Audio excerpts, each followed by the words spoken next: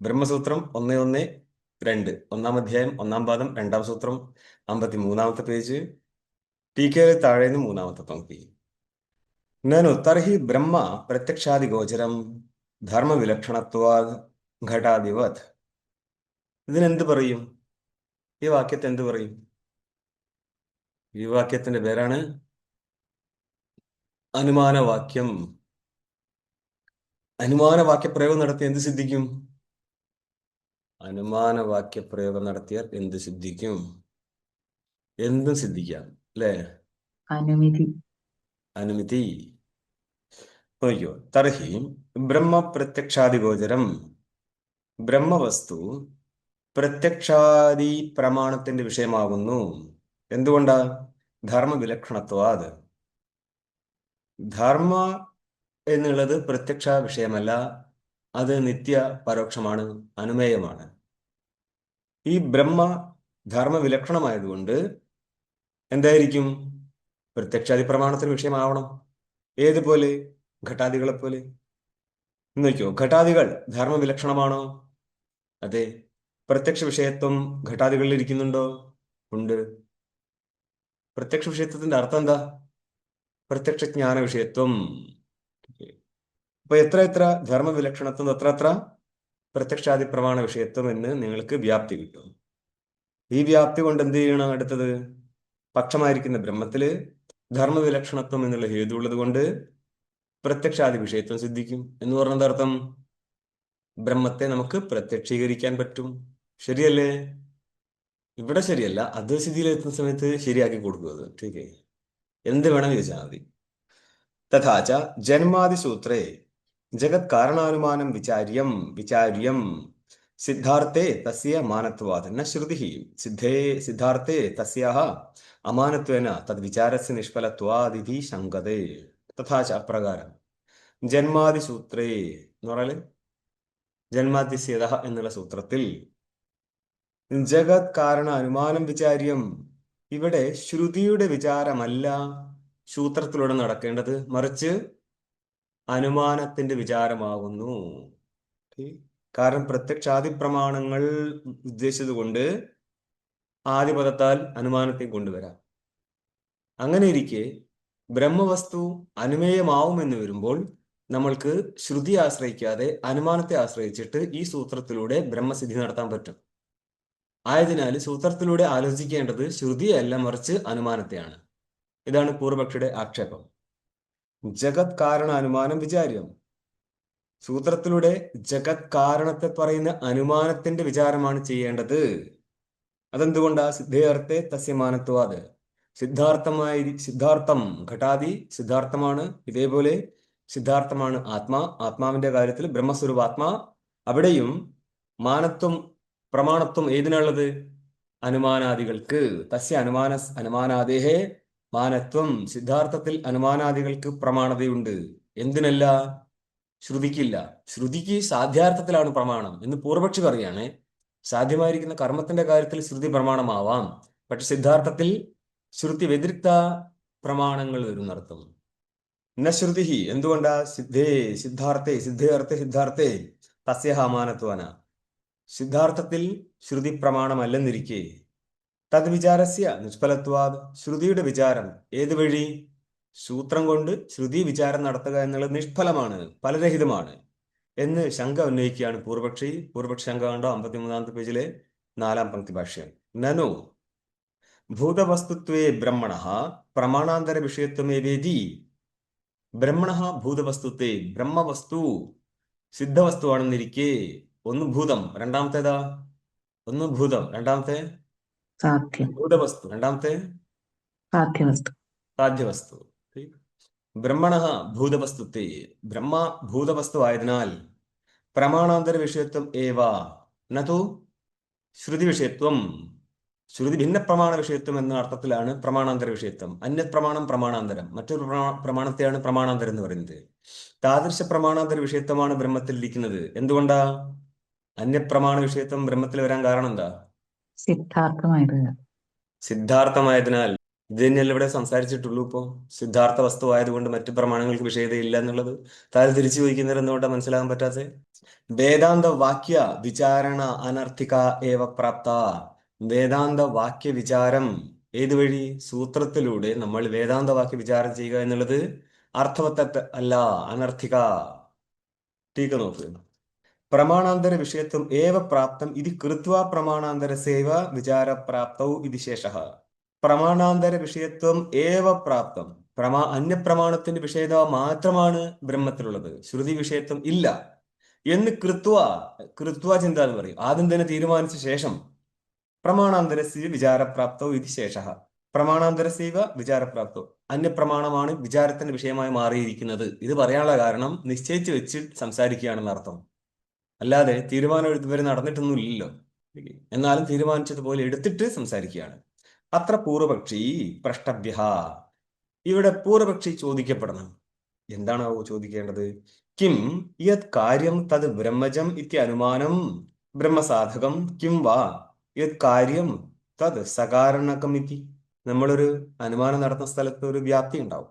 വ്യാപ്തിയെ ആശ്രയിച്ചും കൊണ്ടാണ് നമ്മൾ അനുമാന പ്രയോഗം നടത്താൻ പോകുന്നത്. അപ്പൊ അവിടെ യത് കാര്യം, ഏതെന്നാണോ കാര്യം, ആ കാര്യം തത് ബ്രഹ്മജം, അത് ബ്രഹ്മത്തിൽ നിന്ന് ജനിച്ചതാകുന്നു എന്നുള്ള അനുമാനമാണോ ബ്രഹ്മസാധകം? എന്നുള്ള വ്യാപ്തിയെ ഉപയോഗിച്ചിട്ടുള്ള അനുമാനമാണോ ബ്രഹ്മത്തിനെ സിദ്ധിക്കാൻ പോകുന്നത് കാരണരൂപത്തിൽ എന്ന് ഒരു ചോദ്യം. രണ്ടാമത്തത് കിംവ, അഥവാ യത് കാര്യം തത് സകാരണം, ഏതാണോ കാര്യം അതിനൊരു കാരണം ഉണ്ടാവും.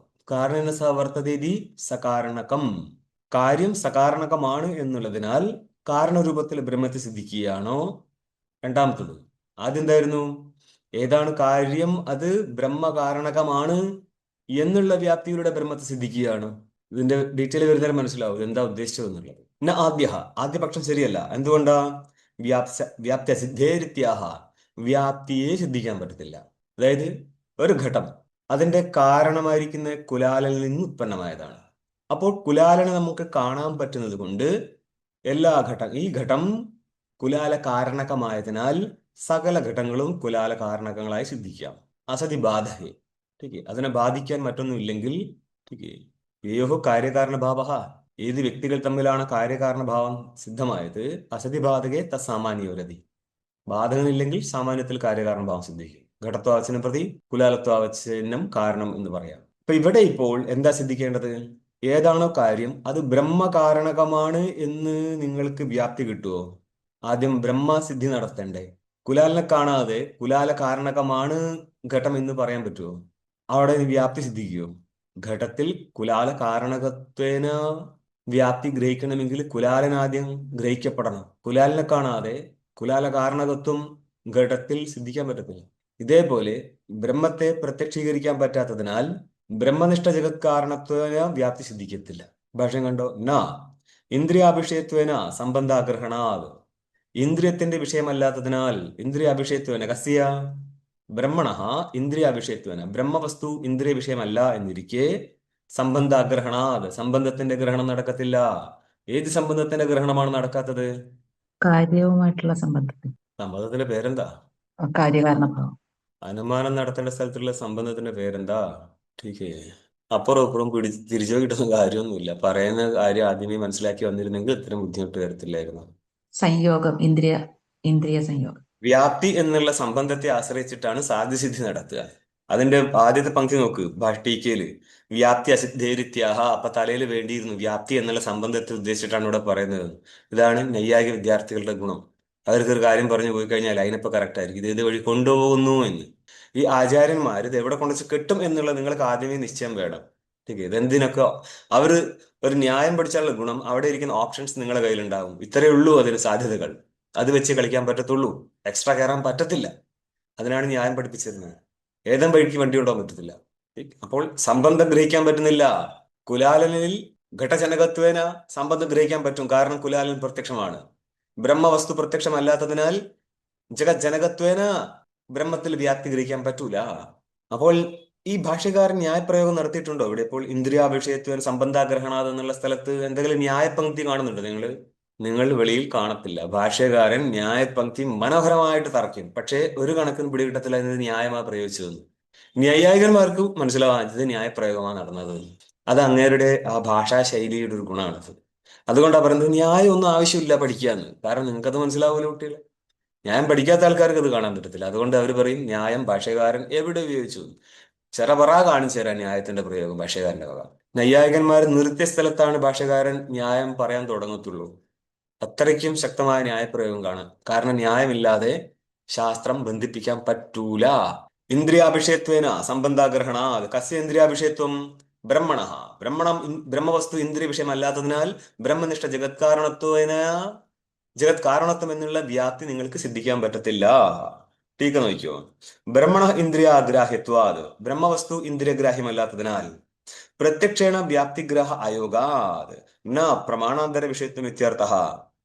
ബ്രഹ്മവസ്തു ഇന്ദ്രിയ ഗോചരമല്ല. അതുകൊണ്ട് തന്നെ ബ്രഹ്മത്തിലിരിക്കുന്ന വ്യാപ്തി ഗ്രഹിക്കാനും പറ്റത്തില്ല. എത്ര എത്ര ധൂമ എത്ര വന്നി എന്ന് നിങ്ങൾക്ക് ധൂമനിഷ്ഠ വന്നി വ്യാപ്തി ഗ്രഹിക്കണമെങ്കിൽ ധൂമം പ്രത്യക്ഷമാവണ്ടേ? മനസ്സിലായി? സകല വന്യ നിരൂപിത വ്യാപ്തിയാണ് ധൂമത്തിലിരിക്കുന്നത്. സകല വന്യയുടെയും പ്രത്യക്ഷം നടക്കുന്നുണ്ടോ? നൈയായികന് സകല വന്യയുടെയും പ്രത്യക്ഷം നടക്കുന്നു. അതിന്റെ സന്നികർഷത്തിന്റെ പേരാണ് സമാനലക്ഷണ പ്രത്യാസക്തി. ടീക്. ഇതൊന്നും പഠിക്കാതെ വേദാന്തം പഠിക്കാൻ വന്നാൽ പണിയാളും. ധൂമത്വ സന്നികർഷണ സകല ധൂമത്തിന്റെയും വന്യത്വ സന്നികർഷണ സകല വന്യയുടെയും പ്രത്യക്ഷം നടന്ന ശേഷമാണ് സകല ധൂമനിഷ്ഠ സകല വന്യയുടെയും വ്യാപ്തി ഗ്രഹിക്കാൻ പറ്റത്തുള്ളൂ. ആ ഗ്രഹണം നടന്നതുകൊണ്ടാണ് പർവ്വതത്തിൽ ധൂമത്തെ കണ്ടാൽ വ്യാപ്തിയെ സ്മരിച്ചുകൊണ്ട് അനുമതി നടത്താൻ പറ്റുന്നത്. അപ്പൊ ആദ്യം വ്യാപ്തിയുടെ ഒരു സംബന്ധിയായി ആയിരിക്കുന്ന ധൂമം പ്രത്യക്ഷമാവുന്നുണ്ട്, മറുസംബന്ധിയായിരിക്കുന്ന വന്യയും പ്രത്യക്ഷമാവുന്നുണ്ട്. ഇവിടെ ജഗത്ത് പ്രത്യക്ഷമാണ്. പക്ഷേ ഈ ജഗത് നിരൂപത കാരണത്വം എന്നുള്ള വ്യാപ്തിയുടെ മറു സംബന്ധിയായിരിക്കുന്ന ബ്രഹ്മവസ്തു പ്രത്യക്ഷമല്ല. അതുകൊണ്ട് തന്നെ നിങ്ങൾക്ക് വ്യാപ്തി ഗ്രഹിക്കാൻ പറ്റത്തില്ല. ഇത്രയും ഡീറ്റെയിൽ ഇവിടെ മനസ്സിലാക്കിക്കൊള്ളാം. പ്രത്യക്ഷേണ വ്യാപ്തി ഗ്രഹായോഗാത്. നേരിട്ട് നിങ്ങൾക്ക് ഇവിടെ ഇപ്പോൾ വ്യാപ്തി ഗ്രഹിക്കാൻ പറ്റുന്നില്ല. ധൂമത്തിലിരിക്കുന്ന വന്യയുടെ വ്യാപ്തി പ്രത്യക്ഷമായിട്ട് ഗ്രഹിക്കാൻ പറ്റുന്നുണ്ടായിരുന്നോ? ധൂമത്തിലിരിക്കുന്ന വന്യയുടെ വ്യാപ്തി പ്രത്യക്ഷീകരിക്കാൻ പറ്റിയിരുന്നോ? പറ്റിയിരുന്നു. പറ്റിയിരുന്നു. അതെന്തുകൊണ്ടാ? രണ്ട് സംബന്ധിയും പ്രത്യക്ഷമായിരുന്നു എന്നുള്ളത് കൊണ്ട്. ഇനി മുന്നോട്ട് നോക്കിയോ. ഇന്ദ്രിയ അഗ്രാഹ്യത്വം കുതഹ. എന്തുകൊണ്ടാണ് ഇന്ദ്രിയ അഗ്രാഹ്യത്വം നിങ്ങൾ പറയുന്നത് ബ്രഹ്മത്തില്? അതാഹ. അതിന് ഉത്തരം പറയാണ് ഭാഷ്യം കണ്ടു ബാക്കി. സ്വഭാവതോ വിഷയാണി ഇന്ദ്രിയാണി ന ബ്രഹ്മ വിഷയാണി. സ്വഭാവം കൊണ്ട് തന്നെ ഇന്ദ്രിയങ്ങള് വിഷയങ്ങളെ വിഷയീകരിക്കത്തുള്ളൂ. ആരെ വിഷയീകരിക്കത്തില്ല? സ്വരൂപത്തെ വിഷയീകരിക്കത്തില്ല. സ്വരൂപാരവിടെ? ബ്രഹ്മ. അതുകൊണ്ടാണ് ന ബ്രഹ്മ വിഷയാണി എന്ന് പറഞ്ഞത്. പിന്നെ സ്വരൂപ വിഷയാണി എന്നാ ഉദ്ദേശിച്ചത്. അതായത് ഇന്ദ്രിയങ്ങളുടെ സ്വരൂപാരാണ്? എവിടുന്നാണ് ഇന്ദ്രിയങ്ങൾ ഉത്പന്നമായത്? എവിടുന്നാ ഉത്പന്നമായത്? ആത്മാവിൽ നിന്ന്. അതുകൊണ്ട് തന്നെ തലതിരിച്ച് ആ ആത്മസ്വരൂപത്തെ ഇന്ദ്രിയങ്ങൾക്ക് വിഷയീകരിക്കാൻ പറ്റത്തില്ല. പിന്നെയോ തന്നിൽ നിന്ന് ഭിന്നമായിരിക്കുന്ന വിഷയങ്ങളെ മാത്രമേ ഇന്ദ്രിയങ്ങൾ ഗ്രഹിക്കത്തുള്ളൂ. സ്വഭാവതോ സ്വാഭാവികമായിട്ട് വിഷയാണി ഇന്ദ്രിയാണി വിഷയാണി യേശാം ഇന്ദ്രിയാണോ താൻ ഇന്ദ്രിയാണി വിഷയാണി എന്ന് പറഞ്ഞാൽ വിഷയങ്ങളായിരിക്കുന്ന ഘടാദികളാണ് ജ്ഞാനത്തിന്റെ വിഷയങ്ങളായിരിക്കുന്നത്. യാതൊരു ഇന്ദ്രിയങ്ങൾക്ക് ആ ഇന്ദ്രിയങ്ങളെയാണ് നമ്മൾ വിഷയങ്ങൾ എന്ന് പറയുന്നത്. നപുംസകലിംഗത്തിലായതുകൊണ്ട് വിഷയാണി എന്ന് പറഞ്ഞു. അപ്പൊ വിഷയാണിയുടെ അന്യപദാർത്ഥം ആരാ? ഇന്ദ്രിയങ്ങൾ. അവയൊന്നും ബ്രഹ്മവിഷയങ്ങളല്ല. ന ബ്രഹ്മവിഷയാണി. ടീക കാണു. പരാഞ്ചിഖാനി വിതരണ സ്വയംഭൂ തസ്മാത് പരാങ് പശ്യതിനാന്തരാത്മൻ. എവിടെയുള്ള മന്ത്ര? മന്ത്രം.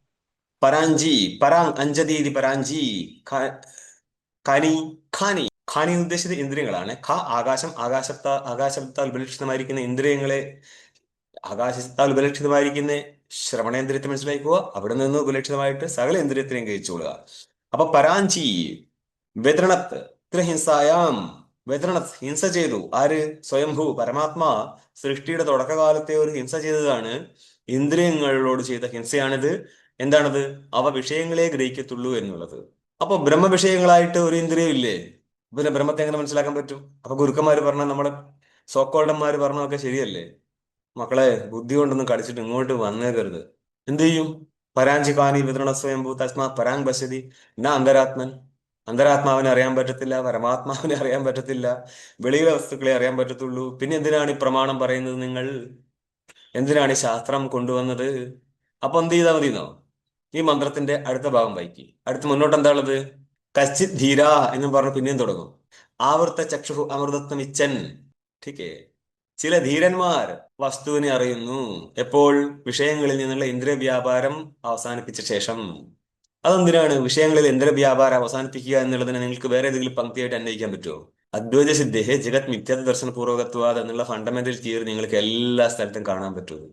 ഇത് ഒരാൾ ഉണ്ടാക്കിയത് നല്ലത്. ഇതിന്റെ സിസ്റ്റം അങ്ങനെയാണ് വരിക. ഇത് ശ്രുതേഹേ ബ്രഹ്മണോ, അടുത്ത കാരണം പറയാണ്. ബ്രഹ്മണോ രൂപാധിഹീനത്വാച്ച, ബ്രഹ്മവസ്തുവിന് രൂപാധികളില്ല. രൂപാധികൾ ഉണ്ടായിരുന്നുവെങ്കിൽ ഇന്ദ്രഗ്രാഹ്യമായനെന്നർത്ഥം. ഇന്ദ്ര അഗ്രാഹ്യത്വേപി വ്യാപ്തിഗ്രഹാക്യം ന സ്യാത്. ഇന്ദ്ര അഗ്രാഹ്യമാണെങ്കിൽ പോലും വ്യാപ്തിഗ്രഹം എന്തുകൊണ്ട് നടക്കത്തില്ല? ടീക്കേ തത്തരം ത്രിവിധം അനുമാനം പൂർവ്വ ശേഷം സാമാന്യ ദൃഷ്ടഞ്ച എന്നുള്ള സ്ഥലത്ത് സാമാന്യ ദൃഷ്ടമായിരിക്കുന്ന അനുമാന സ്ഥലത്ത് നിങ്ങൾക്ക് സാമാന്യമായ രീതിയിൽ അനുമാനം നടത്തിയാൽ അവിടെയും പ്രത്യക്ഷ ഗോചരത്വം വേണം. ടീക്കേ ചോദിക്കുകയാണ്, പ്രത്യക്ഷ ഇന്ദ്രിയ അഗ്രാഹ്യത്വേപി വ്യാപ്തിഗ്രഹക്യം ന സ്യാത്. ഇന്ദ്രിയ വിഷയത്തെ ഇല്ലെങ്കിൽ പോലും എന്തുകൊണ്ട് വ്യാപ്തി ഗ്രഹിക്കാൻ പറ്റത്തില്ല? അതാഹ, അതിന് ഉത്തരം പറയാണ് ഭാഷ്യം കാണുക. സതി ഇന്ദ്രിയ വിഷയത്തെ ബ്രഹ്മണ ഇതം ബ്രഹ്മണ സംബദ്ധം കാര്യമിതി ഗൃഹ്യേത. ഇന്ദ്രിയ വിഷയത്വേ സതി ബ്രഹ്മണ, ബ്രഹ്മവസ്തു ഇന്ദ്രിയ വിഷയമാകുമ്പോൾ മാത്രമാണ് ഇതം ജഗത് ബ്രഹ്മണ സംബദ്ധം, ബ്രഹ്മവുമായിട്ട് സംബന്ധിച്ചതാണ്. സംബദ്ധം കാര്യം, ബ്രഹ്മസംബദ്ധ കാര്യമാണ് ഈ ജഗത്ത് എന്ന് അപ്പോഴേ ഗ്രഹിക്കാൻ പറ്റത്തുള്ളൂ. എപ്പോൾ? ബ്രഹ്മണ ഇന്ദ്രിയഗ്രാഹ്യത്തെ സതി, ബ്രഹ്മവസ്തു ഇന്ദ്രിയഗ്രാഹ്യമാവുമ്പോൾ മാത്രം. ബ്രഹ്മവസ്തു കുലാലന് ഇന്ദ്രിയഗ്രാഹ്യം അല്ലെങ്കിൽ ഈ ഘടം കുലാലജന്യമാണെന്ന് നമുക്ക് സിദ്ധിക്കാൻ പറ്റത്തില്ല.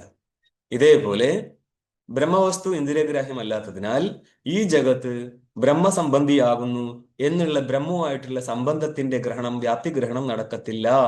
ടീക്കയില് തന്നാസ്തി വിശേഷ, ഗൃഹ്യേതാക്ക് ശേഷം തന്നാസ്തി, അങ്ങനത്തെ ഒരു കാര്യം നടക്കുന്നില്ല എന്ന് കൂടി ചേർത്തുക. ഇതം കാര്യം ബ്രഹ്മചമിതി വ്യാപ്തി പ്രത്യക്ഷം ബ്രഹ്മണോ അതീന്ദ്രിയത്വാദിന സംഭവതീത്യർത്ഥ.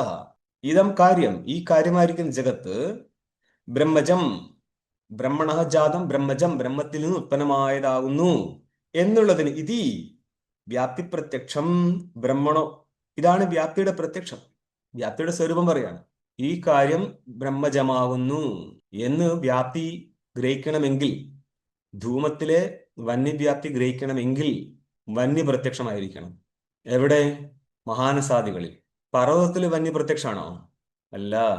പ്രത്യക്ഷമാണ് പിന്നെ അനുമാനം നടത്താൻ പോവോ? ഇതം കാര്യം ബ്രഹ്മജം, ഈ ജഗത്തായിരിക്കുന്ന കാര്യം ബ്രഹ്മത്തിൽ നിന്ന് ഉത്പന്നമാകുന്നതാകുന്നു എന്നുള്ള വ്യാപ്തി പ്രത്യക്ഷം എന്തുകൊണ്ട് നടക്കാത്തത്? ബ്രഹ്മണോ അതീന്ദ്രിയത്വാത് ന സംഭവതീത്യർത്ഥ. ബ്രഹ്മവസ്തു അതീന്ദ്രിയമായതുകൊണ്ട് ഈ ജഗത്ത് ബ്രഹ്മകാര്യമാകുന്നു എന്നുള്ള വ്യാപ്തി ഗ്രഹിക്കാൻ പറ്റത്തില്ല. ആ വ്യാപ്തി ഗ്രഹിക്കാത്തത് കൊണ്ട് തന്നെ ആ വ്യാപ്തിയെ അവലംബിച്ചും കൊണ്ട് കാരണത്വേന ബ്രഹ്മഗ്രഹണവും നടക്കത്തില്ല. വ്യാപ്തിയിൽ നിന്ന് കാര്യസിദ്ധി വേണം, ആദ്യം വ്യാപ്തി സിദ്ധി. ധൂമത്തിലെ വന്യവ്യാപ്തി സിദ്ധിച്ച ശേഷം പർവ്വതത്തിലെ ധൂമത്തിന്റെ പ്രത്യക്ഷത്താൽ വന്യയുടെ അനുമതി നടക്കും. പർവ്വതത്തിലെ ധൂമം പ്രത്യക്ഷമായിരുന്നോ? ആണ്. ഇയം യജ്ഞശാല അതീത വന്യമതി അതീത ധൂമാത് എന്നുള്ള സ്ഥലത്ത് ധൂമം പ്രത്യക്ഷമാണോ? അല്ല. വന്യ പ്രത്യക്ഷമാണോ? അല്ല. രണ്ടും പ്രത്യക്ഷമല്ല. നിങ്ങൾക്ക് പിന്നെ എങ്ങനെ വ്യാപ്തി സിദ്ധിച്ചു? അവിടെ ധൂമരേഖ ഉണ്ടായിരുന്നു എന്ന് പറഞ്ഞാല് ധൂമം നഷ്ടപ്പെട്ടിട്ടെങ്കിലും അവിടെ ധൂമരേഖയല്ല, ധൂമവും വന്യയും എല്ലാം തീർന്നു പോയിട്ടും അവിടെ പടർന്നു പിടിച്ച് തീ പിടിച്ചതിന്റെ ബാക്കിപത്രം ഉണ്ടായിരുന്നു. അത് വെച്ചിട്ടാണ് നമ്മൾ ഈ യജ്ഞശാല കഴിഞ്ഞ കാലത്ത് വന്യയോട് കൂടിയിരുന്നതായിരുന്നു, കാരണം കഴിഞ്ഞ കാലത്തെ ധൂമത്തോട് കൂടിയിരുന്നതിനാൽ എന്ന അനുമാനമൊക്കെ നടത്തുന്നത്. ഏതെങ്കിലും ഒരു വസ്തു അവിടെ വ്യാപ്തി ഗ്രഹിക്കാനായിട്ട് പ്രത്യക്ഷീകരിക്കപ്പെടണം, എങ്കിലും കാര്യം നടക്കത്തുള്ളൂ. ഇത്രയും ഡീറ്റെയിൽ ഒന്നും ഇവിടെ ഇല്ല. ബാക്കിയെല്ലാം ന്യായസിദ്ധാന്ത മുക്താവല്യാദികളിൽ നോക്കിക്കൊള്ളുക. ബ്രഹ്മണോ അതീന്ദ്രിയത്വാത് എന്നാ സംഭവതി, ബ്രഹ്മ അതീന്ദ്രിയ വസ്തുവായതിനാല് ഈ ജഗത്തായിരിക്കുന്ന കാര്യത്തിലിരിക്കുന്ന ബ്രഹ്മജത്വം എന്നുള്ള വ്യാപ്തി സിദ്ധിക്കാൻ പറ്റത്തില്ല എന്നർത്ഥം. അപ്പൊ നിങ്ങളുടെ വ്യാപ്തി സ്ഥലത്ത് ഒന്ന് കഴിഞ്ഞു. എന്തായിരുന്നു ഒന്നാമത്തെ വ്യാപ്തി? യത് കാര്യം തത് ബ്രഹ്മജം ഇത്തി അനുമാനം ബ്രഹ്മസാധകം എന്നാണ് പറഞ്ഞത്. അനുമാനം ഉദ്ദേശിച്ചത് വ്യാപ്തി ഉദ്ദേശിച്ചിട്ടാണ്. ഓക്കെ, ഇനി അടുത്തത് പറയാണ് ദ്വിതീയ. ദ്വിതീയ എന്തായിരുന്നു? യത് കാര്യം തത് സകാരണകം, സകാരണം, സകാരണകം എന്ന് വേണ്ട, സകാരണം. ദ്വിതീയേ കാരണസിദ്ധവതി കാരണസ്യ ബ്രഹ്മത്വം ശ്രുതിം വിനാ ജ്ഞാതും അശക്യമിത്യാഹ. ദ്വിതീയ വ്യാപ്തിക്കനുസരിച്ച് നമ്മൾക്ക് കാരണത്തെ സിദ്ധിക്കാം എന്നല്ലാതെ കാരണം ബ്രഹ്മമാണെന്ന് ആ അനുമാനത്തിലൂടെ സിദ്ധിക്കാൻ പറ്റത്തില്ല. യത് കാര്യം തത് സകാരണം എന്നല്ലേ. അപ്പം ഈ ജഗത്ത് കാര്യമായതിനാൽ അതിനൊരു കാരണമുണ്ട് എന്ന് വരെ നമുക്ക് സിദ്ധിക്കാൻ പറ്റത്തുള്ളൂ. ദ്വിതീയെ കാരണസിദ്ധാവപി, കാരണം സിദ്ധിക്കുമെങ്കിൽ പോലും കാരണസ്യ ബ്രഹ്മത്വം ശ്രുതി വിനാ ജ്ഞാതും അശക്യം. കാരണത്തിലെ ബ്രഹ്മത്വം ശ്രുതി ഇല്ലെങ്കിൽ അറിയാൻ പറ്റത്തില്ല. എന്ന് പറയാൻ ഈ കാരണം ബ്രഹ്മവസ്തുവാണ് എന്ന് സിദ്ധിക്കണമെങ്കിൽ ശ്രുതി വേണം എന്നർത്ഥം. ഭാഷ്യം കണ്ടോ ബാക്കി? കാര്യമാത്രമേവ തു ഗൃഹ്യമാണം കിം ബ്രഹ്മണ സംബദ്ധം കിം അന്യേന കേനചിത് വാ സംബദ്ധമിതി ന ശക്യം നിശ്ചേതും. കാര്യമാത്രമേവ തു ഗൃഹ്യമാണം. നമ്മൾക്ക് ഗ്രഹിക്കാൻ പറ്റുന്നത് എന്താ? കാര്യം മാത്രമാണ് എന്ന് പറഞ്ഞാല് കേവല ജഗത്ത് മാത്രം. ഗൃഹ്യമാണം കാര്യം മാത്രമേവ. ഗ്രഹിക്കപ്പെടാൻ പറ്റുന്നത് കാര്യം മാത്രമാകുന്നു, ജഗത് മാത്രമാണ്. ബ്രഹ്മവസ്തു ഗ്രഹിക്കപ്പെട്ടിട്ടില്ല. അതുകൊണ്ട് കിം ബ്രഹ്മണ സംബദ്ധം, ഈ ഗ്രഹിക്കപ്പെട്ടിരിക്കുന്ന കാര്യം ബ്രഹ്മവുമായിട്ടാണോ സംബന്ധിച്ചിരിക്കുന്നത്? കിം അന്യേന കേനചിത് വാ സംബദ്ധം, അഥവാ മറ്റേതെങ്കിലും വസ്തുവായിട്ടാണോ? ബ്രഹ്മമല്ലാതെ വേറെ ഏതെങ്കിലും കാരണമാവാലോ. ബ്രഹ്മമല്ലാതെ ജഗത്തിന്റെ കാരണം ആരാ? പ്രധാനം ജഗത്തിന്റെ കാരണം, പരമാണുക്കൾ ജഗത്തിന്റെ കാരണം, ഹിരണ്യഗർഭൻ ജഗത്തിന്റെ കാരണം. ഇങ്ങനെയുള്ള മറ്റു മതങ്ങളെ കൊണ്ടുപോവാ. കിം അന്യേന കേനചിത് വാ സംബദ്ധമിതി ന ശക്യം നിശ്ചയിതു. നിശ്ചയിക്കാൻ പറ്റത്തേയില്ല. എങ്ങനെ? എന്ത് വ്യാപ്തി ഉണ്ടെങ്കിൽ? ഏതാണോ കാര്യം അതിനൊരു കാരണം ഉണ്ട് എന്ന് മാത്രമാണ് നമ്മൾക്ക് വ്യാപ്തി ഗ്രഹണം നടന്നെങ്കിൽ ഏതോ ഒരു കാരണത്തെ സിദ്ധിക്കാമെന്നല്ലാതെ ആ കാരണം ബ്രഹ്മമാണെന്നോ അഥവാ ബ്രഹ്മവിലക്ഷണമായിരിക്കുന്ന ഇന്ന വസ്തുവാണെന്നോ പോലും സിദ്ധിക്കാൻ പറ്റത്തില്ല. അതിന് മറ്റു പ്രമാണം കൊടുക്കേണ്ടി വരും നിങ്ങൾ. ടീക്ക സംബദ്ധം കൃതം യസ്മാത് ശ്രുതിമന്ദരേണ ജഗത് കാരണം ബ്രഹ്മേതി നിശ്ചയ അലാഭസ്. സംബദ്ധം കൃതം യസ്മാത്, യസ്മാത് സംബന്ധം കൃതം, സംബന്ധം ചെയ്തു വെച്ചിട്ടുണ്ട്. അതായത് കാര്യത്തിനൊരു സംബന്ധിയായിരിക്കുന്ന കാരണമുണ്ട്. പക്ഷേ ശ്രുതിമന്ദരേണ, അന്തരേണ എന്ന് പറഞ്ഞാൽ വിനാന്നർത്ഥം. ശ്രുതി ഇല്ല എങ്കിൽ ജഗത് കാരണം ബ്രഹ്മമാണ് എന്ന് നിശ്ചയം കിട്ടത്തില്ല. നിശ്ചയ അലാഭസ്, നിശ്ചയം നടക്കത്തില്ല. അതുകൊണ്ട് എന്ത് പറ്റി? തസ്മാത് തത് ലാഭായ, ബ്രഹ്മമാണ് കാരണം എന്നുള്ള നിശ്ചയലാഭം ഉണ്ടാവാനായിട്ട് ശ്രുതിരേവ പ്രാധാന്യേന വിചാരണീയ, പ്രധാനമായിട്ടും ശ്രുതി തന്നെ വിചാരം ചെയ്യപ്പെടണം. അനുമാനം പിന്നെ എന്തിനാ? അനുമാനം തു ഉപാദാനത്വാദി സാമാന്യദ്വാര മൃദാധിപത് ബ്രഹ്മണ സ്വകാര്യാത്മകത്വാദി ശ്രൗതാർത്ഥ സംഭാവനാർത്ഥം ഗുണതയാ വിചാരമിത്യുപസംഹരതി. ശ്രുതി ഉപാദാനത്വാദികളെ ഗ്രഹിക്കാൻ വേണ്ടി മാത്രമാകുന്നു. അനുമാനം തു, അനുമാനമായിരിക്കട്ടെ, ശ്രുതിയല്ല. ശ്രുതി എന്ത് ചെയ്തു? ശ്രുതി ഇല്ല എങ്കിൽ ബ്രഹ്മകാരണത്തെ സിദ്ധിക്കാൻ പറ്റത്തില്ല. അങ്ങനെ ഇരിക്കെ അനുമാനം എന്തിനാണെന്ന് ചോദിച്ചപ്പോൾ പറയുന്നത് അനുമാനം തു, അനുമാനമായിരിക്കട്ടെ, ഉപാദാനത്വാദി സാമാന്യദ്വാര, ഉപാദാനത്വം പിന്നെന്താ നിമിത്തത്വം എന്നുള്ള സാമാന്യ കാരണതയെ പറഞ്ഞുകൊണ്ട്, ഏതുപോലെ മൃദാധിപത്, ഘടത്തെ സംബന്ധിച്ച് മൃതപ്രകാര ഉപാദാനമാകുന്നുവോ ഇതേപോലെ ജഗത്തിനെ സംബന്ധിച്ച് ഉപാദാന രൂപത്തിൽ ബ്രഹ്മത്തെ സിദ്ധിക്കാനാണ് നമ്മൾ അനുമാന പ്രയോഗം നടത്തുന്നത്. ഇതിന് അനുമാനം വേണം നിർബന്ധമൊന്നുമില്ല, ശ്രുതിയിലൂടെ ഉണ്ട്. പക്ഷെ ദൃഢം ചെയ്യാമെന്ന് മാത്രം. ബ്രഹ്മണ സ്വകാര്യാത്മകത്വാദി ശ്രൗതാർത്ഥ സംഭാവനാർത്ഥം, ബ്രഹ്മവസ്തുവാണ് സ്വകാര്യരൂപത്തിൽ മൊത്തം ജഗതായിട്ട് ഭവിക്കുന്നത്. അപ്പൊ ബ്രഹ്മണ സ്വകാര്യാത്മകത്വാദി ശ്രൗതാർത്ഥ സംഭാവനാർത്ഥം. കണ്ടോ? ശ്രൗതാർത്ഥമാണത്. മൃത്തിനെ പോലെ ബ്രഹ്മമാണ് സ്വകാര്യം പ്രതി കാരണമായിരിക്കുന്നത് എന്നുള്ളതിനാൽ സകല കാര്യാത്മകനാണ് ബ്രഹ്മ എന്നുള്ള ശ്രൗതാർത്ഥം സിദ്ധിക്കാൻ വേണ്ടിയിട്ട് നമ്മൾ അനുമാന പ്രയോഗം നടത്തും. സംഭാവനാർത്ഥം ഗുണതയാ വിചാര്യം, പ്രധാനമായിട്ടല്ല, പ്രധാനം ശ്രുതി വിചാരമാണ്. അതിൽ ഇനി ഉപാദാനത്വം നിമിത്തത്വം ഇതൊക്കെ വെവ്വേറെ ആയിട്ട് സിദ്ധിക്കാനായിട്ട് അനുമാന പ്രയോഗം നടത്താം. ഭാഷ്യം കണ്ടോ? ഇന്ന് ഉപസംഹാരം പറയാണ് ഭാഷ്യം. തസ്മാത് ജന്മാദിസൂത്രം ന അനുമാനോപന്യാസാർത്ഥം. അതുകൊണ്ട് ജന്മാദിസൂത്രം അനുമാനത്തിന്റെ നിരൂപണം നടത്താൻ വേണ്ടിയല്ല. എന്ന് പറഞ്ഞാൽ ജഗത് കാരണത്വം അനുമാനത്തിലൂടെ സിദ്ധിക്കാൻ വേണ്ടിയല്ല സൂത്രം വന്നിരിക്കുന്നത്. പിന്നെ എന്തിനാക്കും തർഹി, പിന്നെ എന്തിനു വേണ്ടിയാ പറയാണ്? വേദാന്തവാക്യ പ്രദർശനാർത്ഥം, വേദാന്തവാക്യം പ്രദർശിപ്പിക്കാൻ വേണ്ടിയാണ് ശ്രുതി വന്നിരിക്കുന്നത്. ജന്മാദിസൂത്രം വേദാന്തവാക്യത്തിന്റെ പ്രദർശനത്തിനുള്ളതാകുന്നു എന്നർത്ഥം. ടീക്ക ഏത സൂത്രസ്യ വിഷയവാക്യം പൃച്ഛതി. ഈ രണ്ടാം സൂത്രം ഉണ്ടല്ലോ, ജന്മാദിസ്യതഃ, ഇത് ഏത് ശ്രുതിയെ അവലംബിച്ചും കൊണ്ടാണ് പ്രവർത്തിക്കുന്നത്? ഇതിന്റെ വിഷയം ഏതാണ്? വിഷയമായിരിക്കും ശ്രുതി ഏതാണ് എന്നുള്ള ചോദ്യത്തിന് ഉത്തരം പറയാണ് ഭാഷ്യം കാണുക. കിം പുനസ്തദ് വേദാന്തവാക്യം യത് സൂത്രേണ ഇഹ ലിലക്ഷയിഷിതം, ലക്ഷയിതുമിഷ്ടം ലിലക്ഷയിഷിതം, സൂത്രേണ ലിലക്ഷയിതുമിഷ്ടം. കിം പുനസ്തദ് വേദാന്തവാക്യം, ഏതാണ് ആ വേദാന്തവാക്യം? ഏതൊരു വേദാന്തവാക്യത്തെയാണോ സൂത്രത്താൽ ഇവിടെ ലക്ഷീകരിക്കാൻ ഇഷ്ടപ്പെട്ടിരിക്കുന്നത്? സൂത്രത്തിലൂടെ ലക്ഷീകരിച്ച് നിരൂപണം ചെയ്യപ്പെടുന്ന ശ്രുതിവാക്യം ഏതാകുന്നു? ടീക നോക്കിനി.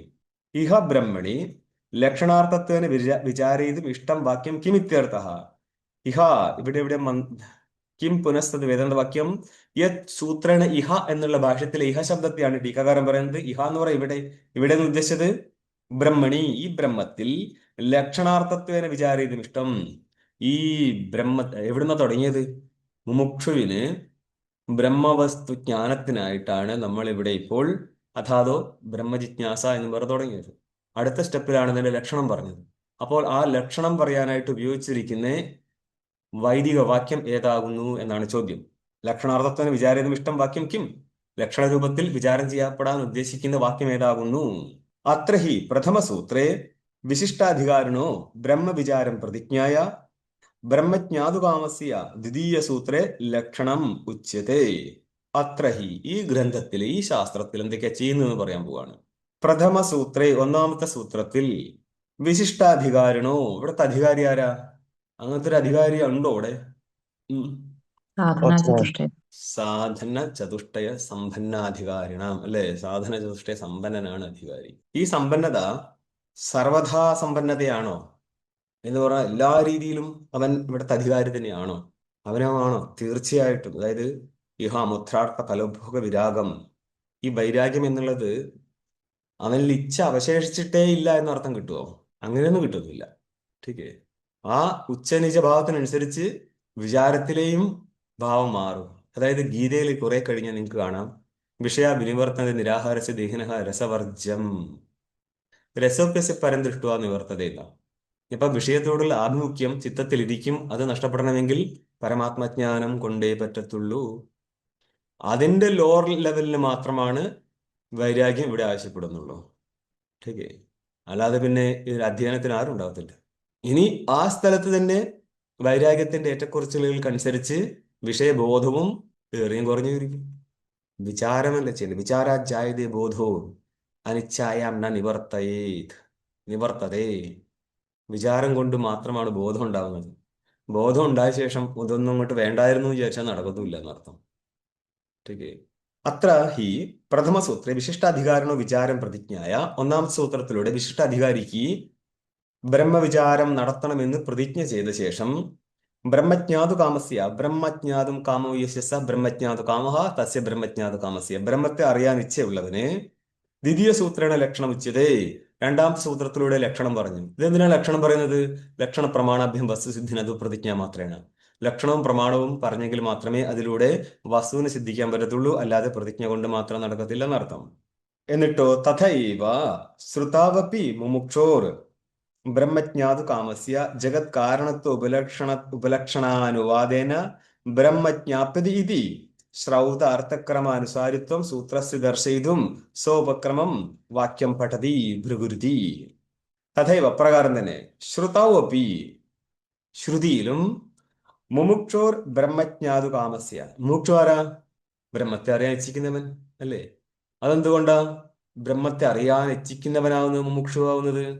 ബ്രഹ്മജ്ഞാനം കൊണ്ട് മാത്രമേ കൈവല്യപ്രാപ്തിയുള്ളൂ, മോക്ഷമുള്ളൂ. ആ മോക്ഷസ്ഥലത്ത് ബ്രഹ്മജ്ഞാനം ഇല്ലാതെ കൈവല്യം എന്നുള്ള മോക്ഷം സംഭവിക്കത്തില്ല എന്നുള്ളതിനാൽ മുമുക്ഷു എപ്പോഴും ബ്രഹ്മജ്ഞാതു കാമൻ തന്നെയായിരിക്കും, ബ്രഹ്മത്തെ അറിയാൻ ഇച്ഛയുള്ളവൻ തന്നെയായിരിക്കും.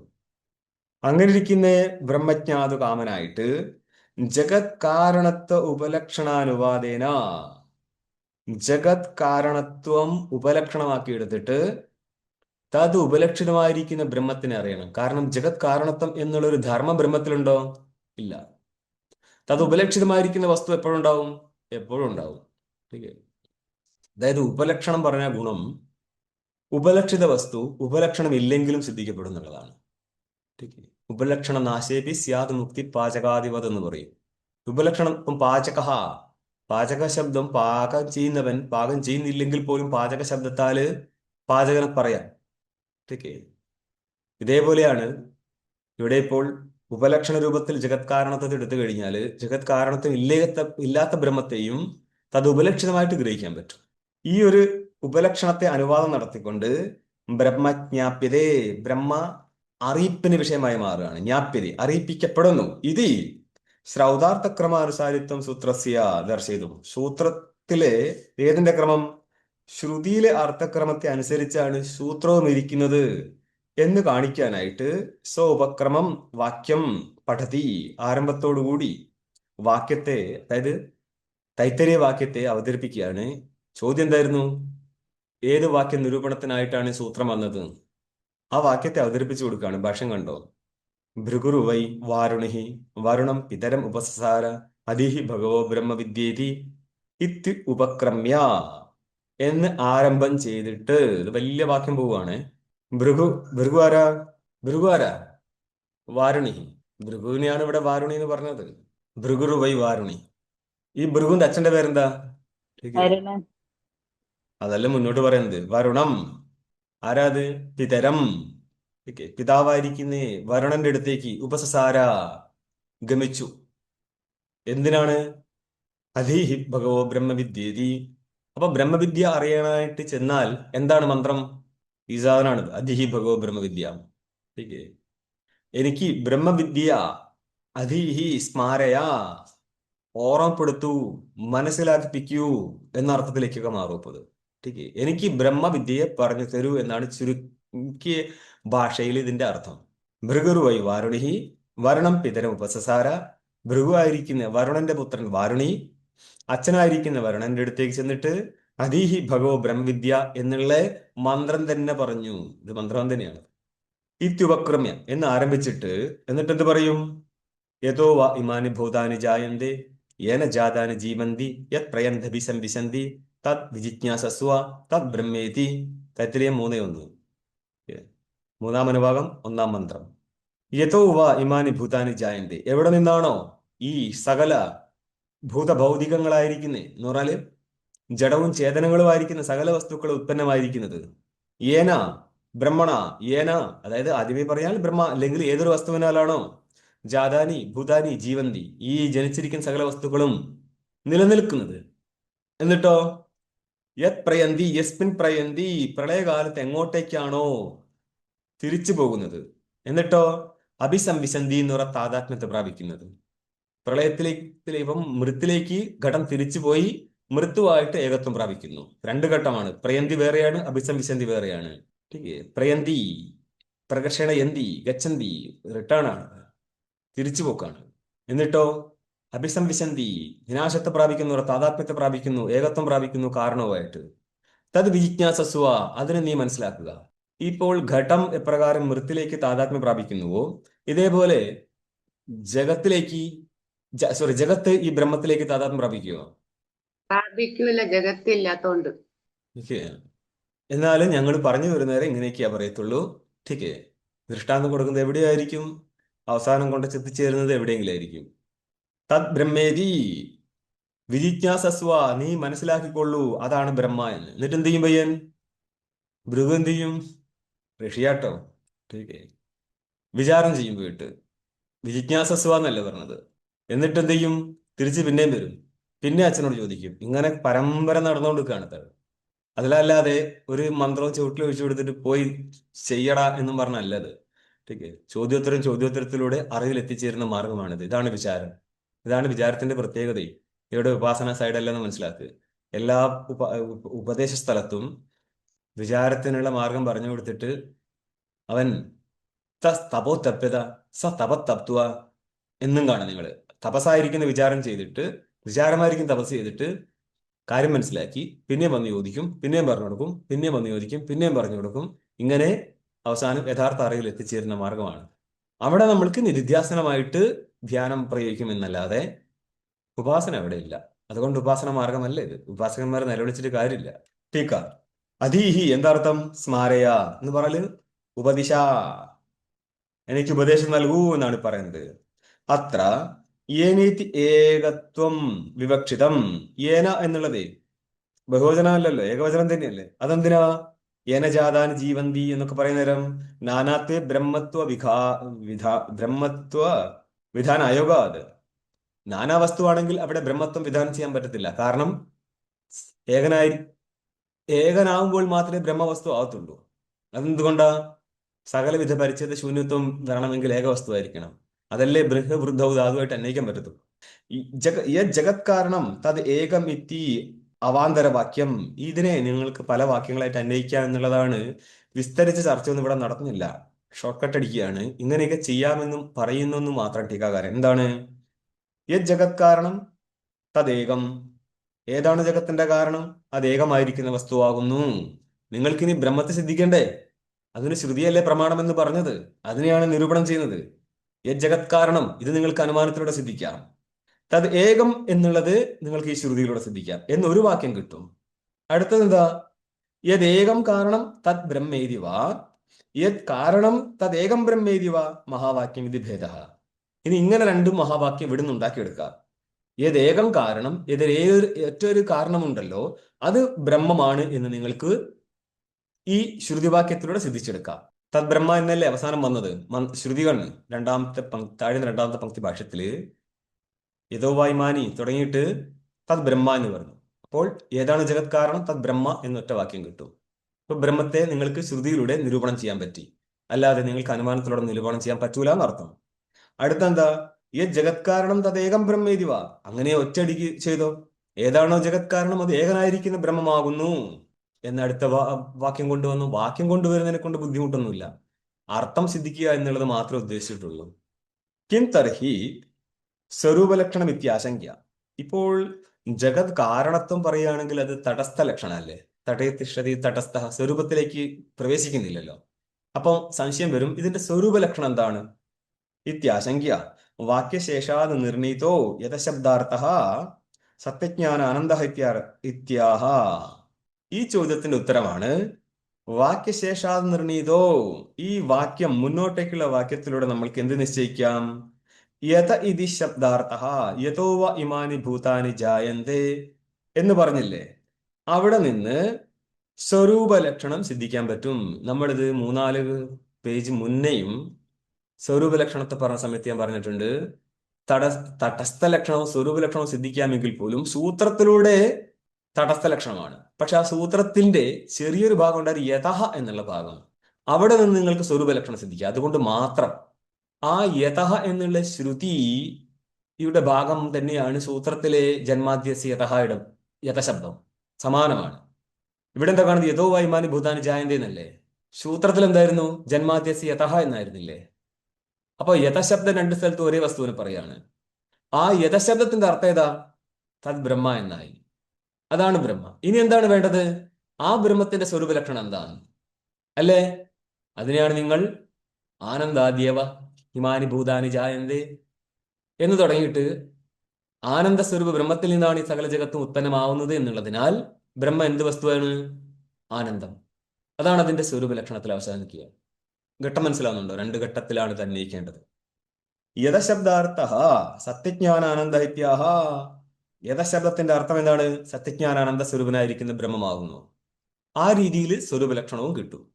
സ്വരൂപം സത് ലക്ഷണം സ്വരൂപ ലക്ഷണം. സ്വരൂപമായിരിക്കുന്ന ലക്ഷണമാണ് സ്വരൂപ ലക്ഷണം. ഓക്കെ, ഇനി ഇതിന്റെ ഭാഗം ഭാഷ്യം കാണും.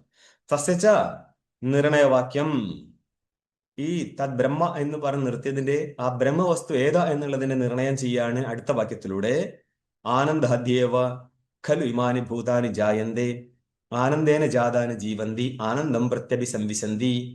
ആനന്ദാത്, ആനന്ദത്തിൽ നിന്നാണ്.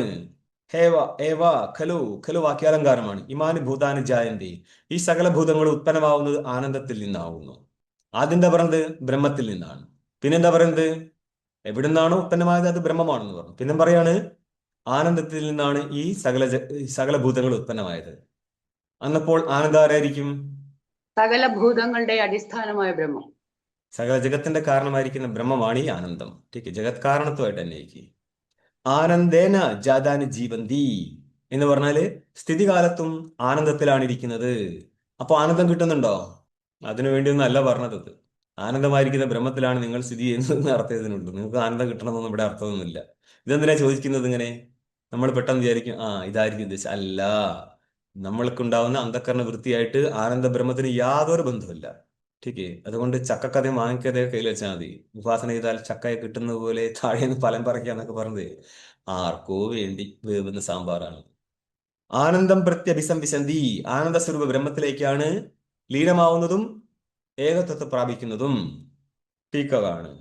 യസ് സർവജ്ഞ സർവവിദ് യസ്യ ജ്ഞാനമയം തപഃ തസ്മാദ് ബ്രഹ്മ നാമരൂപം അന്നം ച ജായത്തെ വിജ്ഞാനമാനന്ദം ബ്രഹ്മ ഇത്യാദി ശാഖാന്തരീയ വാക്യാന്യപി അസ്യ വിഷയഃ ഇത്യാഹ അസ്യ സൂത്രസ്യ വിഷയഃ. ഈ സൂത്രം കേവലം തൈത്തിരീയ വാക്യത്തെ മാത്രം വിശദീകരിക്കുന്നെന്ന് കരുതണ്ട. ജഗത്കാരണത പറയുന്ന സകല വാക്യത്തെയും നമ്മൾക്ക് ഈ സൂത്രമായിട്ട് അന്വയിപ്പിക്കാം. യസ് സർവജ്ഞ സർവവിദ് യസ്യ ജ്ഞാനമയം തപഃ. ആരാണോ സർവജ്ഞനും സർവവിത്തും, ആരുടെ വിജ്ഞാനം മാത്രമായിരിക്കും തപസ്സിൽ നിന്ന് ജഗത്ത് ഉത്പന്നമായിരിക്കുന്നുവോ, ബ്രഹ്മത്തിൻ്റെതാണ്. തസ്മാത് ഏതത് ബ്രഹ്മ ഹിരണ്യഗർഭനാണ്. നാമരൂപ അന്നം ച ജായതേ. ആ പരമാത്മാവിൽ നിന്ന് നാമവും രൂപവും അന്നവും പൃഥ്വിയും ഹിരണ്യഗർഭനും ഉത്പന്നമായിരിക്കുന്നു. വിജ്ഞാനമാനന്ദം ബ്രഹ്മ, ബ്രഹ്മത്തിന്റെ സ്വരൂപമാണ്. ഇത് ശാഖാന്തരീയ വാക്യാനി അസ്യ സൂത്രസ്യ വിഷയഃ. ഈ സൂത്രത്തിന് അന്യശാഖയിലെ വാക്യങ്ങൾ വിഷയങ്ങൾ തന്നെ ആവുന്നു എന്നർത്ഥം. കേവലം ഒരു സ്ഥലം മാത്രമല്ല, പല ശ്രുതിയെ ഇവിടെ വെച്ച് അന്വയിക്കുക എന്നർത്ഥം. ഇതാണ് ഭാഷ്യത്തിൽ കാണുന്നത്. ഭാഷ്യം കാണുക. അന്യാന്യപി ഏവം ജാതീയകാനി വാക്യാനി. അന്യങ്ങളായിരിക്കുന്നേ ഏവം ജാതീയകാനി എന്ന് പറയുന്ന അർത്ഥം സൃഷ്ടിയെ പറയുന്ന വാക്യങ്ങൾ.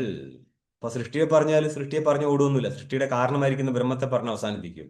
ഈ സകല വാക്യങ്ങളെ ഇവിടെ എടുത്തോളുക. ടീക്കാണ് ഏവൻ ജാതീകത്വമേവാഹ.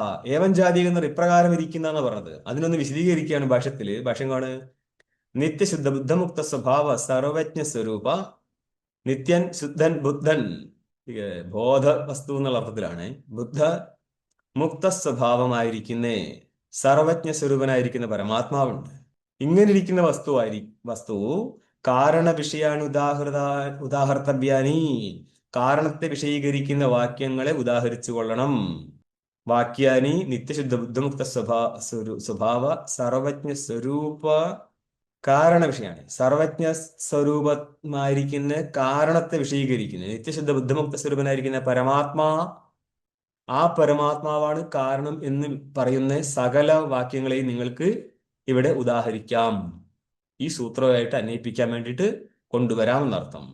ടീക്ക തദേവം സർവാസു ശാഖാസു. ശാഖ സ്ത്രീലിംഗായതുകൊണ്ട് സർവാസു ശാഖാസു, സകല ശാഖകളിലും ലക്ഷണദ്വയ വാക്യാനി ജിജ്ഞാസ്യ ബ്രഹ്മണി സമന്വിതാനി. ലക്ഷണദ്വയം എന്ന് പറഞ്ഞാൽ സ്വരൂപ ലക്ഷണവും തടസ്സ ലക്ഷണവും ഇരിക്കുന്ന ലക്ഷണദ്വയത്തോടു കൂടിയിരിക്കുന്ന വാക്യങ്ങൾ ബ്രഹ്മത്തിൽ അന്വയിപ്പിക്കപ്പെട്ടിരിക്കുന്നു. തദ്ധിയ മുക്തിരിതി സിദ്ധം. തദ്ധിയ തസ്യാഹ ധിയ തദ്ധിയ. ആ ബ്രഹ്മ തസ്യ ധിയ തസ്യാഹ തസ്യ ബ്രഹ്മണ ധിയ ജ്ഞാനേന. ആ ബ്രഹ്മത്തിന്റെ ജ്ഞാനത്താൽ എന്തുണ്ടാവും? ബ്രഹ്മത്തിൽ സമന്വിതങ്ങളാണ് താദൃശ സകല വാക്യങ്ങളും. അത് ഏത് ശാഖയിലാണെങ്കിലും വേണ്ടിയില്ല, വാക്യങ്ങളെല്ലാം ബ്രഹ്മത്തിൽ സമന്വിതങ്ങളാണ്. അതുകൊണ്ടോ ആ വാക്യത്തിന്റെ ജ്ഞാനത്താൽ മുക്തിയും ഉണ്ടെന്ന് മനസ്സിലാക്കിക്കൊള്ളുക. അടുത്ത മംഗളശ്ലോകം അത് മൂന്നാമത്തെ സൂത്രത്തിന്റെ ടീക്കയുടെ മംഗളശ്ലോകമാണ്. നിങ്ങളെ ഈ കാര്യം ഇവിടെ അവസാനിച്ചു. അങ്ങനെ ഇപ്പോൾ 2 സൂത്രം മാത്രം തീർന്നു അല്ലേ? ഇനി എത്ര കിടക്കുന്നു? 553 ബാക്കി കിടക്കുകയാണ്. പേടിക്കണ്ട, 54 പേജൊക്കെ കഴിഞ്ഞില്ലേ.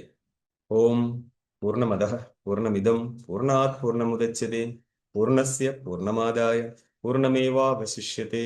ഓം ശാന്തി ശാന്തി ശാന്തി. ശങ്കരം ശങ്കരാചാര്യം കേശവോം വാദരായണം സൂത്രഭാഷ്യകൃതൗ വന്ദേ ഭഗവന്തൗ പുനഃ പുനഃ. ഈശ്വരോ ഗുരുരാത്മേതി മൂർത്തിഭേദവിഭാഗിനെ വ്യോമവദ്വ്യാപ്തദേഹായ ദക്ഷിണാമൂർത്തയേ നമഃ. ഓം ശാന്തി ശാന്തി ശാന്തി. എന്നാ ശരി, നമോ നാരായണ. ഹരി ഓം.